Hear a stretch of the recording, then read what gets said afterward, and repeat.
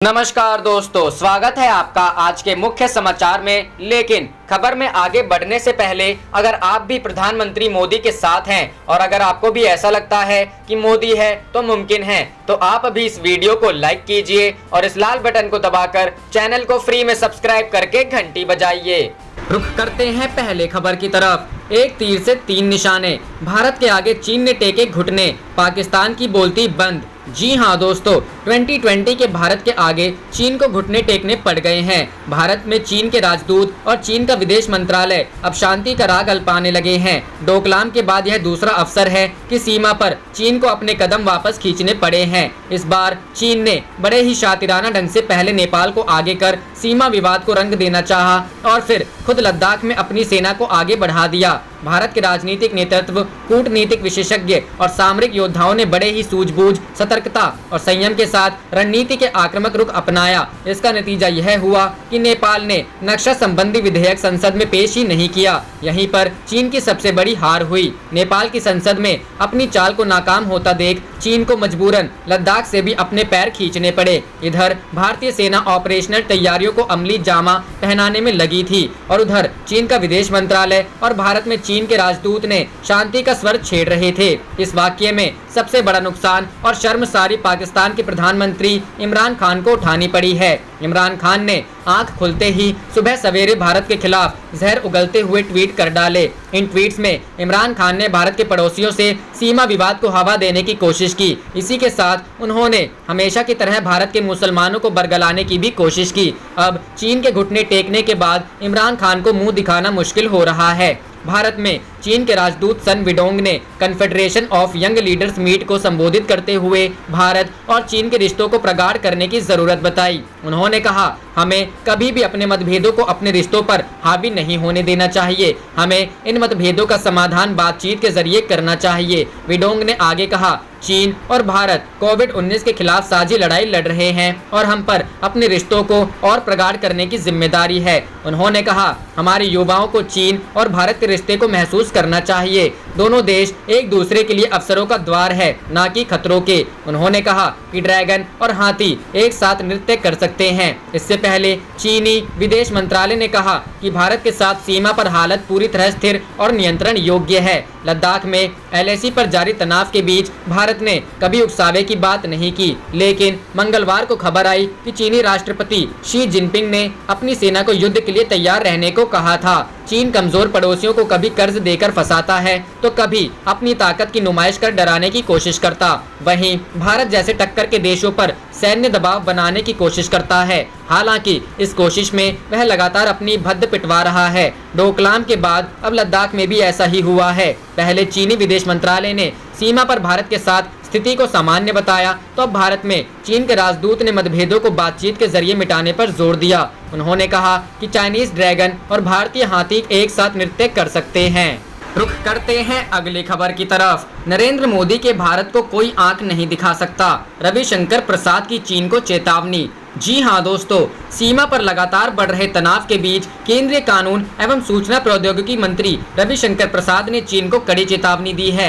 रविशंकर प्रसाद ने बुधवार को दो टूक कहा है कि यह प्रधानमंत्री नरेंद्र मोदी का नेतृत्व वाला भारत है, इसे कोई आंख नहीं दिखा सकता है। सरकार और सेना के बीच चल रही उच्च स्तरीय बैठकों के बीच केंद्रीय मंत्री के इस बयान को काफी महत्वपूर्ण माना जा रहा है। कोरोना संकट और राहुल गांधी के आरोपों पर जवाब के लिए रविशंकर प्रसाद ने बुधवार को प्रेस कॉन्फ्रेंस की थी। इसी दौरान उनसे चीन और नेपाल के संकट पर सवाल पूछा गया था। रविशंकर प्रसाद ने बुधवार को इस मसले से जुड़े सवाल का एक लाइन में जवाब देते हुए कहा, मैं बस इतना कहना चाहता हूं कि नरेंद्र मोदी के भारत को कोई आंख नहीं दिखा सकता। कानून मंत्री रविशंकर प्रसाद का यह बयान ऐसे समय में आया है जबकि चीन की हरकतों पर भारत सरकार के जवाबी कदम पर देश ही नहीं बल्कि दुनिया की नजर है। केंद्रीय मंत्री रविशंकर प्रसाद ने इस बयान से भारत के अटल इरादों के बारे में जता दिया है कि वह चीन के दबाव में आने वाला नहीं है। दरअसल पूर्वी लद्दाख में वास्तविक नियंत्रण रेखा के पास पिछले कुछ दिनों से चीन की तरफ से सैन्य गतिविधियों के बढ़ने के बाद से दोनों देशों के बीच तनाव है। भारत के अपनी सीमा के अंदर सड़क निर्माण करने पर चीन विरोध जता रहा है। चीन की हरकतों को लेकर भारत भी अलर्ट मोड में है। दोनों देशों की सेनाओं की हाल में सीमा पर गतिविधियां बढ़ी हैं। बताया जा रहा है कि 2017 में उपजे डोकलाम विवाद जैसी स्थिति फिर से दोनों देशों के बीच उत्पन्न हुई है।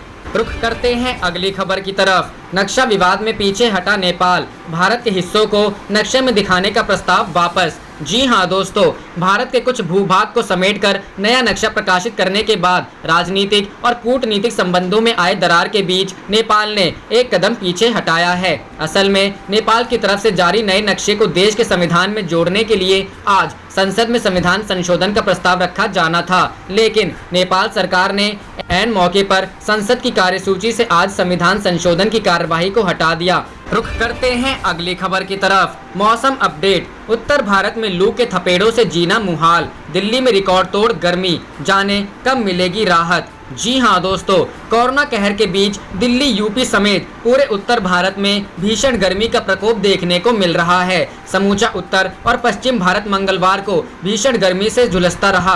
दिल्ली में भीषण गर्मी और लू के थपेड़ों ने राजधानी वासियों का जीना मुहाल कर रखा है। दिल्ली में कल का दिन यानी 26 मई सालों बाद सबसे गर्म दिन रहा।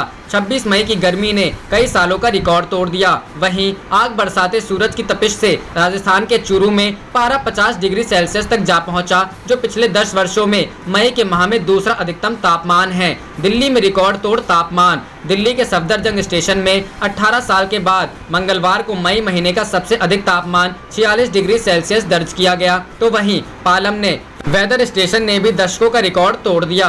2010 के बाद 26 मई 2020 को यानी मंगलवार को पालम में सबसे अधिक 47.6 डिग्री सेल्सियस तापमान दर्ज किया गया। वहीं सफदरजंग में 2002 के बाद पहली बार ऐसा देखने को मिला कि तापमान 46 डिग्री सेल्सियस पहुंचा। मौसम विभाग के मुताबिक दिल्ली के सफदरजंग वेधशाला में 18 साल के बाद मंगलवार को मई महीने का सबसे अधिक तापमान 46 डिग्री सेल्सियस दर्ज किया गया। दिल्ली में लोग चिलचिलाती गर्मी और लू के थपेड़ों का सामना कर रहे हैं और राष्ट्रीय राजधानी के अधिकतर स्थानों पर अधिकतम तापमान सामान्य से 6 डिग्री अधिक दर्ज किया गया। वहीं पालम इलाके में तापमान 47.6 डिग्री सेल्सियस तक पहुंच गया। दिल्ली का सफदरजंग वेधशाला जो पूरे शहर के तापमान का प्रतिनिधि करता है, वहां पर अधिकतम तापमान 46 डिग्री सेल्सियस दर्ज किया गया।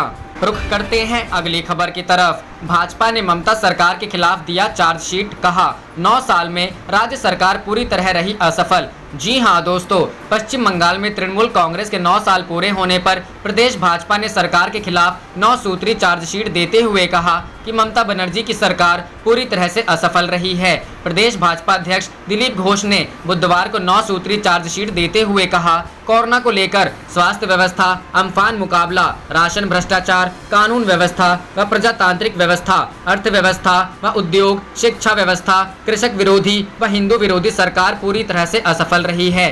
भाजपा 9 सूत्री चार्जशीट ममता सरकार को सचेत करने के लिए दे रही है।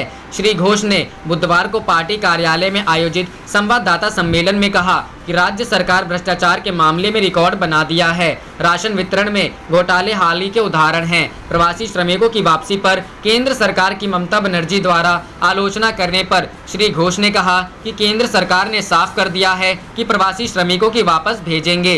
राज्य सरकार ने शुरू से ही ढीला ढाला रवैया अपनाया है।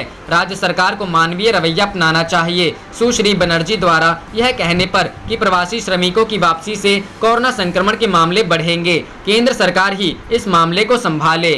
रुख करते हैं अगली खबर की तरफ। अमेरिकी राष्ट्रपति डोनाल्ड ट्रंप बोले, चीन को लेकर जल्द करूंगा बड़ी घोषणा। जी हां दोस्तों, अमेरिका के राष्ट्रपति डोनाल्ड ट्रंप ने चीन को लेकर इस सप्ताह के अंत तक कोई बड़ी घोषणा करने का वादा किया है और संकेत दिया है कि वह चीन को दंडित करने के बारे में हो सकता है। ट्रंप ने मंगलवार को यहां पत्रकारों से बातचीत में कहा, हम कुछ करने जा रहे हैं और मुझे लगता है यह आप लोगों को पसंद आएगा, लेकिन इसकी घोषणा मैं आज नहीं करूंगा।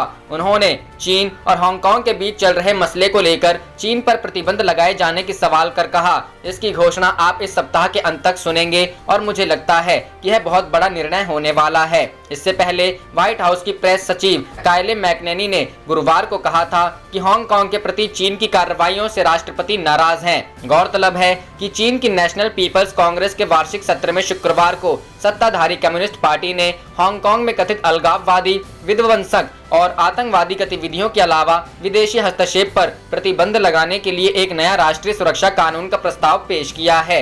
एनपीसी का वार्षिक सत्र 28 मई को समाप्त होगा और ऐसी उम्मीद है कि इससे पहले ही कानून को लेकर एनपीसी में मतदान होगा। यह प्रस्ताव पारित होने के बाद कानून का रूप ले लेगा और जून के अंत तक हांगकांग में इसे लागू कर दिया जाएगा। नए राष्ट्रीय सुरक्षा कानून की घोषणा के बाद से ही अंतर्राष्ट्रीय स्तर पर इसकी कड़ी आलोचना हो रही है। रुख करते हैं अगली खबर की तरफ। सेना प्रमुख की शीर्ष कमांडरों के साथ बैठक, एलएसी पर तनाव पर हो सकती है चर्चा। जी हां दोस्तों, सेना प्रमुख जनरल एमएम नरवणे की अध्यक्षता में सेना प्रमुखों के कॉन्फ्रेंस की शुरुआत हो चुकी है।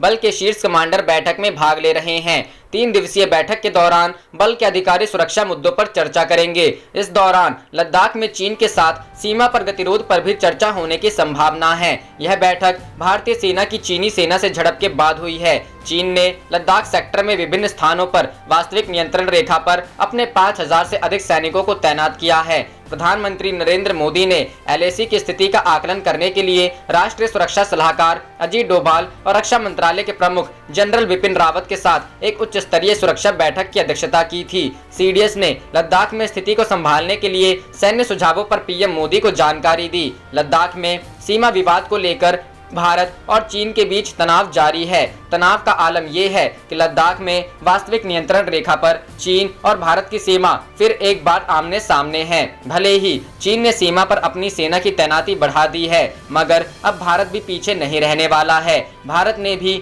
चीन को मुंहतोड़ जवाब देने के लिए कमर कस ली है और इसने चीनी सेना के बराबर अपनी सेना तैनात कर दी है। इस कदम के साथ भी भारत ने अपना स्टैंड स्पष्ट कर दिया है कि अब वह चीन से जारी गतिरोध से एक कदम भी पीछे हटने वाला नहीं है। भारत ने पूर्वी लद्दाख के तनाव वाले इलाके में चीन के साथ गतिरोध से अब पीछे न होने का फैसला कर लिया है। काराकोरम दर्रा और इस क्षेत्र में तैनात चीनी सैनिकों का मुकाबला करने के लिए भारत ने सैनिकों को तैनात कर दिया है। यह जानकारी इस मामले से परिचित लोगों ने नाम न जाहिर होने की शर्त पर दी। बता दें कि बीते दिनों चीन ने यहां वास्तविक नियंत्रण रेखा का उल्लंघन किया था और भारतीय सैनिकों से झड़प की थी। रुख करते हैं अगली खबर की तरफ। लॉकडाउन फेल बताने पर राहुल को रविशंकर का जवाब, झूठ ना फैलाएं, देख ले दुनिया के आंकड़े। जी हां दोस्तों, कांग्रेस नेता राहुल गांधी के द्वारा लॉकडाउन के फेल होने के आरोपों पर बुधवार को भारतीय जनता पार्टी की ओर से जवाब दिया गया है। केंद्रीय मंत्री रविशंकर प्रसाद ने बुधवार को प्रेस कॉन्फ्रेंस में कहा कि राहुल गांधी बेबुनियाद आरोप लगा रहे हैं। लॉकडाउन को लेकर जो बयान दिया गया वो गलत है।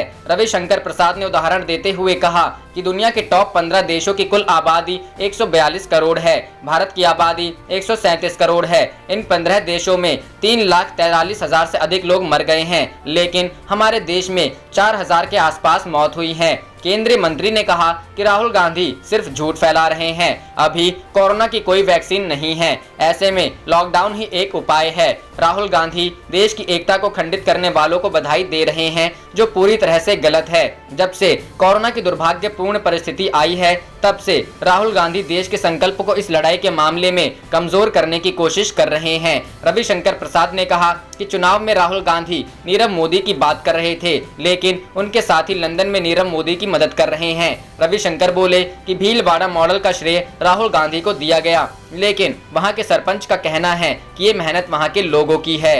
रुख करते हैं अगली खबर की तरफ। सीएम योगी का रोजगार देने का यह फॉर्मूला रहा हिट। उद्यमियों ने मांगे 5 लाख श्रमिक और कामगार। जी हां दोस्तों, उत्तर प्रदेश की योगी सरकार की घर लौट रहे प्रवासी श्रमिकों और कामगारों की स्किल मैपिंग डेटा बैंक बनाने और उन्हें रोजगार मुहैया कराने की मुहिम रंग लाती दिख रही है। यूपी में श्रमिकों, कामगारों और युवाओं के उद्योगों में सेवा योजन की प्रक्रिया शुरू हो गई है। कामगारों व श्रमिकों को रोजगार देने के लिए यूपी के कई औद्योगिक समूह और उद्यमी आगे आए हैं। पता चला है कि उद्यमियों ने प्रदेश सरकार के इस स्किल मैपिंग डेटा बैंक से करीब 5 लाख श्रमिकों और कामगार मांगे हैं। सरकार इस पहली मांग से उत्साहित है। बता दें कि पिछले दिनों स्किल मैपिंग डेटा बैंक बनाने के साथ ही सीएम योगी ने प्रदेश में औद्योगिक संस्थानों का सर्वे और मैपिंग कार्य शुरू कराया था। इसके तहत हर औद्योगिक संस्थान में रोजगार की गुंजाइश तलाशी जा रही थी।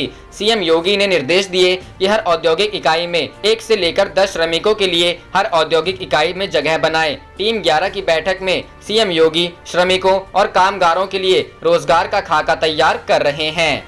रुख करते हैं अगली खबर की तरफ। नितिन गडकरी ने अर्थव्यवस्था को सुधारने के लिए दिया नया मंत्र, कहा अब राज्य 20 लाख करोड़ का पैकेज जारी करे। जी हां दोस्तों, देश में कोरोना वायरस लॉकडाउन की अर्थव्यवस्था को तगड़ी मार पड़ी है। देश की अर्थव्यवस्था को पटरी पर लाने के लिए केंद्र सरकार ने 20 लाख करोड़ रुपए के पैकेज का ऐलान किया है, जिस पर सड़क परिवहन मंत्री नितिन गडकरी ने कहा कि अर्थव्यवस्था को रफ्तार देने के लिए राज्य सरकारों को और 20 लाख करोड़ रुपए देना चाहिए। सड़क परिवहन, राजमार्ग एवं सूक्ष्म मध्यम लघु उद्योग नितिन गडकरी ने कहा कि केंद्र सरकार ने 20 लाख करोड़ रुपए के पैकेज की घोषणा की है। राज्य सरकारों को 20 लाख करोड़ रुपए बाजार में देना चाहिए, जबकि 10 लाख करोड़ रुपए सार्वजनिक निजी साझेदारी के निवेश में आ सकते हैं। इससे मार्केट में 50 लाख करोड़ रुपए की लिक्विडिटी आएगी, जिससे अर्थव्यवस्था पर कोविड-19 की वजह पड़े विपरीत असर का मुकाबला करने में मदद मिलेगी।